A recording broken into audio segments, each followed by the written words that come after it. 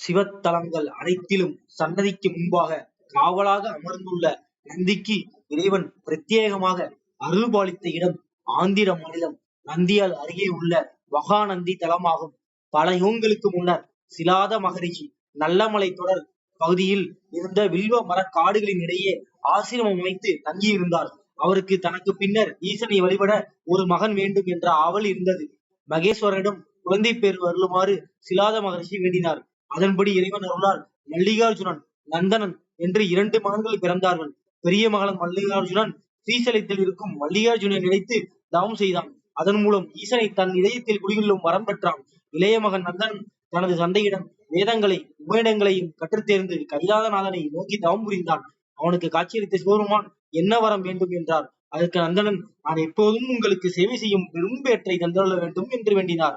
நந்தனின் உள்ளத்தில் இருந்த அன்பை உணர்ந்த சிவன் அவரை தன் வாகனமாக விளங்குமாறு அருள் செய்ததுடன் தனது பூத கணங்களுக்கு தலைவராகவும் தகுதியையும் அளித்தார். அப்படிப்பட்ட வரத்தை நந்தி பெற்ற திருத்தலம் என்பதால் நந்திக்கு உரிய தலமாக மகாநந்தி தலம் அறியப்படுகிறது. நந்தனன் தவம் செய்யும் போது உருவான புற்றே இந்த தலத்தில் லிங்க வடிவில் வழிபடப்படுகிறது. இந்த தலத்து இறைவன் மகாநந்தீஸ்வரராக காட்சி தருகிறார். நந்தீஸ்வரர் முழுமையான லிங்க வடிவில் இல்லாமல் பசுவின் கால்பட்டு உடைந்த புற்று வடிவில் இருக்கிறார். அதன் நடுவில் இருந்து நீர் தீர்த்தமாக பெருகி வெளிவருகிறது.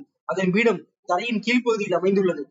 ஆச்சரியம் நிறைந்த அற்புத தீர்த்தம் கங்கையை தலையில் அணிந்த கங்காதரனின் காலடியில் இருந்து இத்தலத்தின் புஷ்கரணி தோன்றுகிறது. சுயம்பு லிங்கத்தின் கீழே எங்கிருந்து நீர் வருகிறது என்பது இன்று வரை அறியப்படாத புதிராகவே உள்ளது. கருவறையில் தோன்றும் புனித நீர் சன்னதிக்கு அடுத்த முக மண்டபத்துக்கு எதிரே உள்ள ருத்ரகுண்டத்தில் சென்று சேர்கிறது.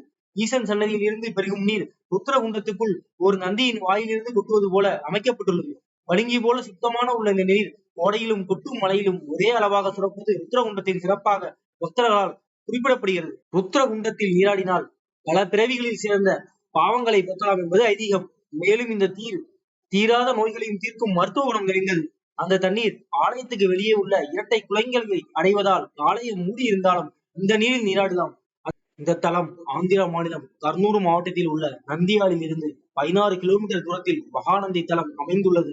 இந்த மாதிரி பல அதிசயங்களும் பல சுவாரஸ்யமான கோயில்களையும் பத்தி தெரிந்து கொள்ள மறக்காம நம்ம தமிழ்கடவுள் சேனலை சப்ஸ்கிரைப் பண்ணீங்க. நன்றி.